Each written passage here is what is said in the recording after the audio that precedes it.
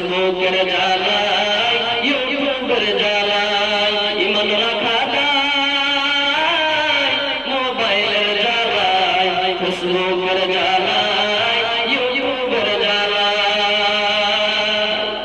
ভাইরা বোনেরা এই কোরআন আসার পরে একজন মহিলা একজন নারীর মান সম্মান কতটুকু বাড়িয়ে দিলে আল্লাহর সওয়াব ইয়ামান নওজোয়ান ভাইরা বাপুরা আমার মায়েরা খালারা শুনেন নবীজি আমার বললেন সহিহ হাদিস নবীজি আমার বললেন মান আলা জারিয়াতাইনি দাখালতু আনা ওয়া হুয়াল জান্নাতা কাহাতাইনি ওয়া আশারা বিউসবিআইহি নবীজি আমার বললেন ও মেয়ের বাবারা যার বাড়িতে দুটা মেয়ে জন্মগ্রহণ করবে এই হাদিসে দুটার কথা বলা হয়েছে বন্ধুরে কিন্তু দুটা মেয়ে হোক কিংবা তিনটা হোক কিংবা পাঁচটা হোক সাতটা হোক আল্লাহ নবী বললেন যার বাড়িতে বেটি জন্মগ্রহণ করবে আর ওই বেটিটাকে সুন্দর করে দ্বীনি শিক্ষা দিয়ে দ্বীনি তালিম দিয়ে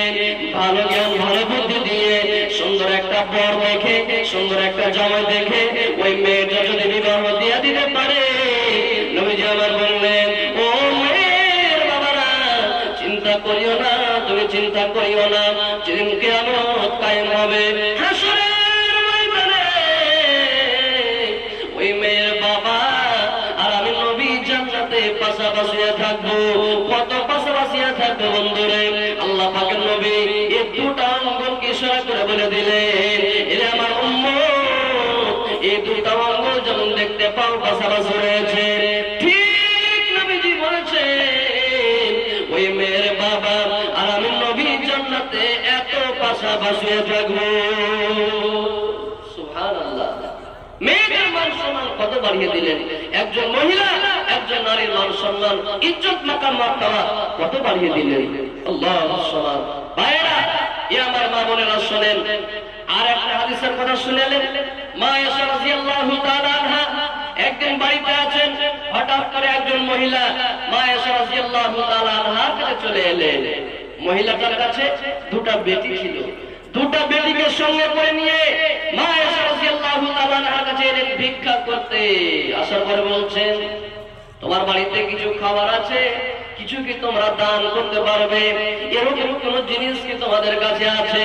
মা আয়েশা রাদিয়াল্লাহু তাআলা আনহা বলেন ওই টাইমে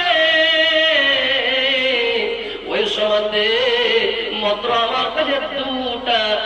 আমার কাছে একটা খেজুর ছিল মা আয়েশা রাদিয়াল্লাহু তাআলা আনহা বলেন ওই একটা খেজুরকে আমি ওই মহিলাটাকে দিয়ে দিলাম ওই মহিলাটা ওই খেজুরটা নেওয়ার পরে ওই খেজুরটাকে দুই ভাগ করলো দুই টুকরা করলো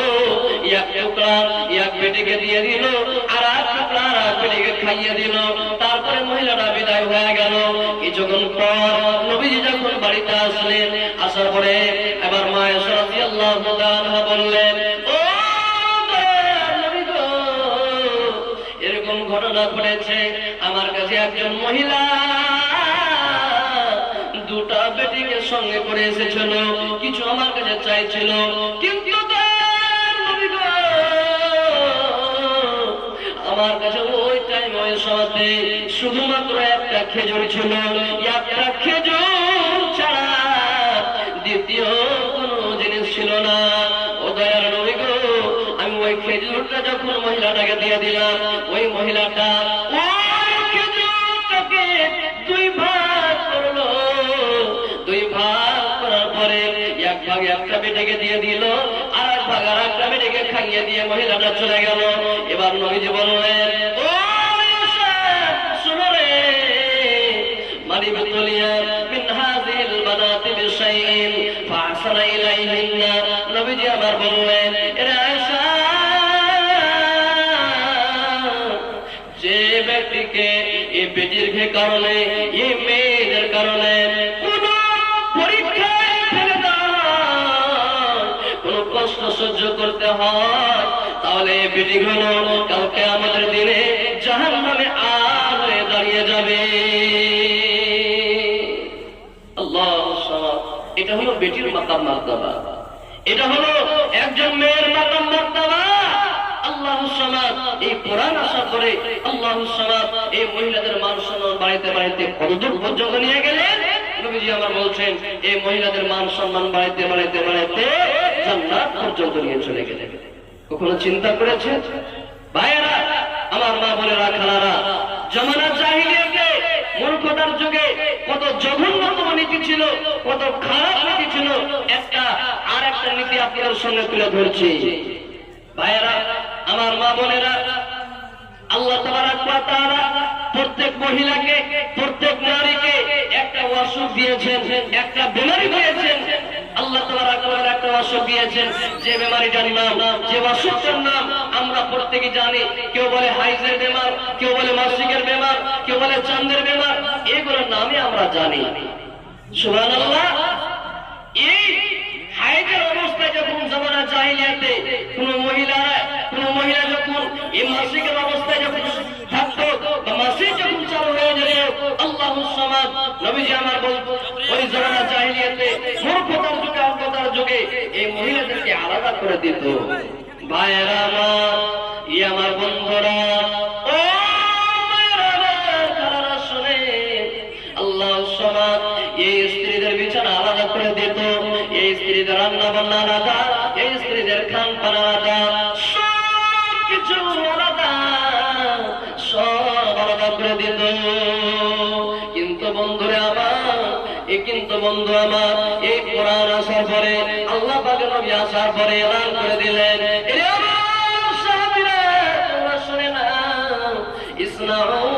কুল্লা শাইইন ইল্লা নিকাহ। এরে আমার সাহাবীরা, যখন তোমাদের স্ত্রীরা, যখন তোমাদের বিবিরা হাইজের অবস্থায় থাকবে, মাসিকের বেমার অবস্থায় থাকবে, তোমার স্ত্রীর সঙ্গে তোমরা সব কিছু করো, ইল্লা নিকাহ, তোমরা সহবাস করিও না। এই সহবাস ছাড়া যাবতীয় যত খিদমত আছে সব তোমরা তোমাদের স্ত্রীদের কাছ থেকে নিতে পারো। সম্মানটা কোরআন দিয়ে দিলেন, আল্লাহ পাকের নবী আসার পরে শুনিয়ে দিলেন।